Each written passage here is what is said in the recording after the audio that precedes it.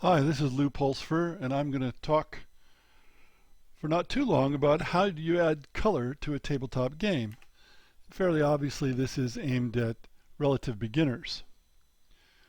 Well, consider classic tabletop games were abstract without color of any kind. Chess, checkers, Go, Nine Men's Morris, Tic-Tac-Toe, Pachisi, all those games were rather plain. They can be jazzed up somewhat, for example, through the chessmen, but fundamentally they were rather plain games because people focused on the game and they didn't expect anything to look particularly fancy or flashy. But contemporaries, who were most of them raised with color TV and computers and the internet, have grown up with color and movement and flashiness. And a game designer can't ignore this, even if, like me, you aren't much influenced by looks. So a widespread trend over the past 50 or more years is that we've gradually given more weight to the style and look and even the sound of presentations and less to the content. And this has been true in all forms of activity, serious or leisure. So it's hardly surprising to meet it in games too. So, once again, the question is, how do we add the equivalent to tabletop games? Keeping in mind, these methods generally add to the cost of the game.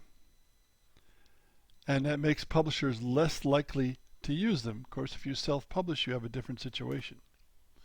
Here is a list of methods, and I'll talk about each one. First of all, we have the map or board. And of course, not all games have a board, and only some boards are maps. But if you've got a board or map, it can be made to be attractive. Unfortunately, the game designer rarely has much influence on the final art unless they're self-publishing. What you can do as a designer is make sure the interface is clear. That is to say, what players see and how they use the board contributes to ease of use of the game. This is not automatic, you have to work at it. Miniatures is the obvious way to add color to a game because cool minis are always popular. But minis have a large fixed cost, the cost of the mold. The mold is very expensive, and so if you're only producing a relatively small quantity of miniatures, that fixed cost is spread amongst them. If you're producing a large number, and I mean tens and hundreds of thousands of miniatures, then that fixed cost is spread much more widely and it's less for each piece, and so the pieces become cheaper. The more you produce, the cheaper they are per piece. Now that's a big reason why many games that use plastic figures come from the larger publishers who can hope to sell more games simply because of their distribution reach and their advertising reach. Another way to add color to games, which is quite popular, is cards, because cards provide a platform for attractive artwork. From a designer's point of view, the less space that's taken on the card by vital information, the more space there is for art. Now, some people like to use icons on cards. I strongly dislike the use of icons without words because they're not easy for some players to use, which includes me.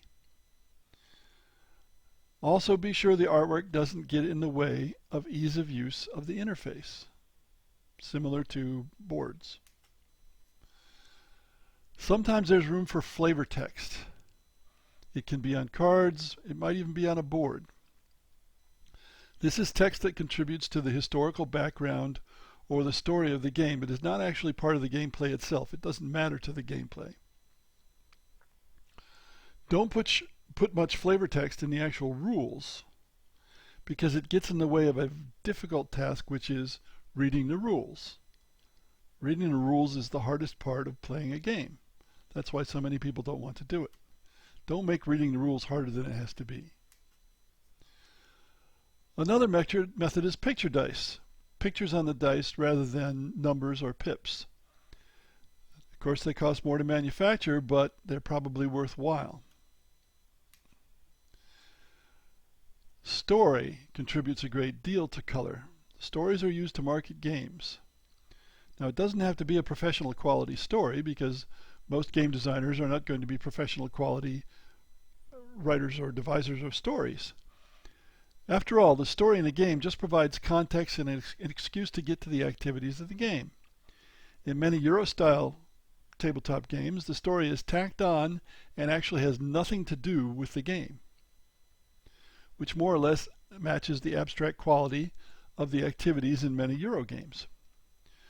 Many players, especially younger ones, expect a story to be part of or at the core of each game. Now, along with the use of story, the avatar is very popular. That's a single piece or asset that represents the player, from whom all action emanates, which may also be at risk. That is to say, if the avatar dies or is destroyed, the player loses. The avatar can be a car, a horse, a tank, but most often is a humanoid. Of course, avatars are very common in video games, and they're very popular, and they more or less come from Dungeons and Dragons, this kind of avatar. But in video games, of course, you can't lose, and respawning is also very common, so it's a very different situation from tabletop games. Remember again, most of these methods of adding color are also ways that increase manufacturing cost. You may want to put all these things into your game, but that doesn't mean any publisher is going to be willing to have all those things in your game. Thanks for listening.